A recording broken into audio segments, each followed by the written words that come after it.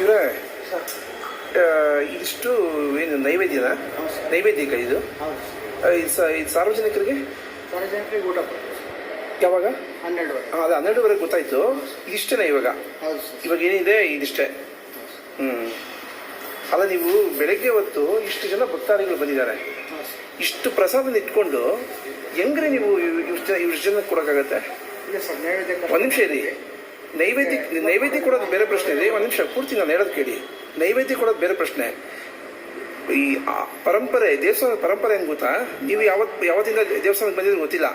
ನಾನು ಈ ಮಗುವಿನಿಂದ ನೋಡ್ತಾ ಇದ್ದೀನಿ.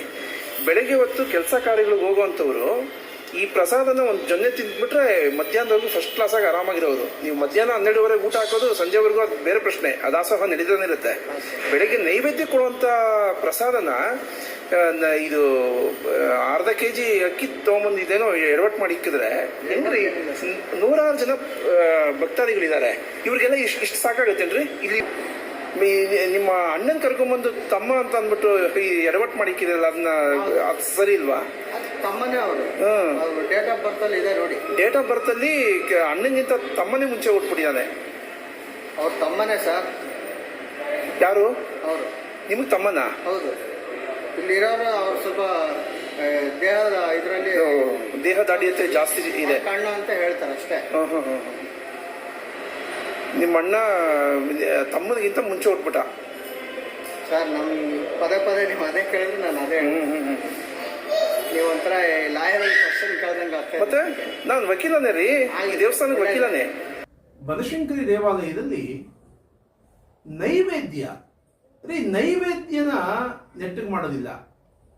ಆ ಹಿಂದೆ ಮುಂದಾಗಿ ಹುಟ್ಟಿರುವಂತ ಅಣ್ಣ ತಮ್ಮಂದಿರು ಅವ್ರನ್ನ ನೈವೇದ್ಯಕ್ಕೆ ಪ್ರಸಾದವನ್ನ ಮಾಡೋದಕ್ಕೆ ಮಾತ್ರ ಇಟ್ಕೊಂಡಿರುವಂಥದ್ದು.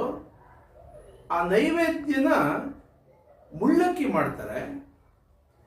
ಇನ್ನು ಕಾರ್ಯನಿರ್ವಾಹಕ ಅಧಿಕಾರಿಯನ್ನ ಯಾವ ರೀತಿ ಆಟ ಆಡಿಸ್ತಿದ್ದಾರೆ ಇವರೆಲ್ಲ ಅಂತ ಅಂದ್ರೆ, ಅವ್ರು ಹೇಳ್ತಾರೆ ಜೂಟಾಟ ಆಡೋಣ ಅಂತ. ಆಯ್ತು ಅಂತ ಅಂತಾರೆ. ಅವ್ರು ಕಣ್ಮುಚ್ಕೊಂಡು ಕಣ್ಣ ಮುಚ್ಚೆ ಕಾಡ ಗೂಡೆ ಉದ್ದಿನ ಮೂಟೆ ಉರುಳಿ ಹೋಯ್ತು, ನಮ್ಮಯ್ಯ ಅಕ್ಕಿ ನಿಮ್ಮಯ್ಯ ಅಕ್ಕಿ ಬಿಡ್ಲಾ ಅಂತಾರೆ. ಅಲ್ಲಿ ಕೇಂದ್ರ ಕಚೇರಿಯಲ್ಲಿ ಯಾರು ನಾಗರಿಕ ಸಮಾಜಕ್ಕೆ ಉಪಯೋಗವಿಲ್ಲದ ಕೆಲವು ಅಧಿಕಾರಿಗಳಿದ್ದಾರೆ ಮತ್ತು ಬನಶಂಕರಿ ದೇವಾಲಯದಲ್ಲಿ ಆಪಾದಿತ ನೌಕರರಿದ್ದಾರೆ ಕೆಲವರು. ಅವರು ದಯವಿಟ್ಟು ಬಿಡಬೇಡಿ, ನಿಮ್ಗೆ ಏನ್ ಬೇಕೋ ಅದನ್ನ ಅಲ್ಲೇ ಕೊಡ್ತೀವಿ, ಹಂಗೆ ಕಣ್ಮುಚ್ಕೊಂಡಿರಿ ಅಂತ ಹಾಗೆ ಸ್ಟ್ಯಾಚು ತರ ಮಾಡಿಬಿಟ್ಟಿದ್ದಾರೆ. ಇವು ಬಿಟ್ರೆ ಇನ್ನು ಪ್ರಧಾನ ಅರ್ಚಕರು, ಪ್ರಧಾನ ಅರ್ಚಕರು ಬನಶಂಕರಿ ದೇವಾಲಯದಲ್ಲಿ ಕಳೆದು ಹೋಗಿದ್ದಾರೆ. ಪ್ರಧಾನ ಅರ್ಚಕರು ಪ್ರತಿಯೊಂದನ್ನು ಗಮನಿಸಬೇಕು.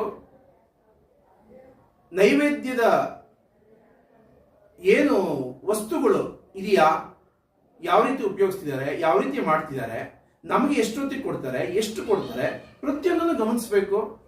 ಇಲ್ವೇ ಇಲ್ಲ. ಅಟ್ಲೀಸ್ಟ್ ರಾಹುಗಾಲದ ಪೂಜೆಗಾದ್ರೂ ಒಂದು 10 ನಿಮಿಷ ಬಂದು ಹೋಗ್ತಾರಾ? ಇಲ್ಲ. ದೇವಾಲಯದಲ್ಲಿ ಪ್ರಧಾನ ಅರ್ಚಕರೇ ನೆಟ್ಟಿಗೆ ಬರಲಿಲ್ಲ ಅಂತಂದ್ರೆ ಸಾಮಾನ್ಯ ಸಹಾಯಕ ಅರ್ಚಕರು ಪಾಚಕರು ಇರ್ಬೋದು. ಹೇಗೆ ಬರೋಕ್ ಸಾಧ್ಯ? ನೀನ್ ಬರ್ಲಿಲ್ಲ, ನಾನ್ ಬರ್ಲಿಲ್ಲ, ನೀನ್ ಬಂದ, ನಾನ್ ಬಂದ, ಈ ರೀತಿ ಕಿತ್ತಾಡ್ಕೊಂಡು ದೇವಾಲಯದಲ್ಲಿ ಯಾರೋ ಒಬ್ಬರಿಬ್ಬರು ಅರ್ಚಕರು ಮಾತ್ರ ಕೆಲಸ ಮಾಡುವಂತ ಸ್ಥಿತಿ ಬನಶಂಕರಿ ದೇವಾಲಯದಲ್ಲಿ ಬಂದಿದೆ. ಇವರೆಲ್ಲ ಮನೆಯಲ್ಲಿ ಮೊಟ್ಟೆ ಇಡ್ತಾರ ಅಂತ ಮಾನ್ಯ ಆಯುಕ್ತರು ತನಿಖೆ ಮಾಡಬೇಕು. ದೇವಾಲಯ ವ್ಯವಸ್ಥಿತವಾಗಿ ನಡೆಯುವ ರೀತಿಯಲ್ಲಿ ಗಮನ ಕೊಡಬೇಕು ಅಂತ ಆಗ್ರಹ ಮಾಡ್ತಾ ಇದ್ದೀನಿ.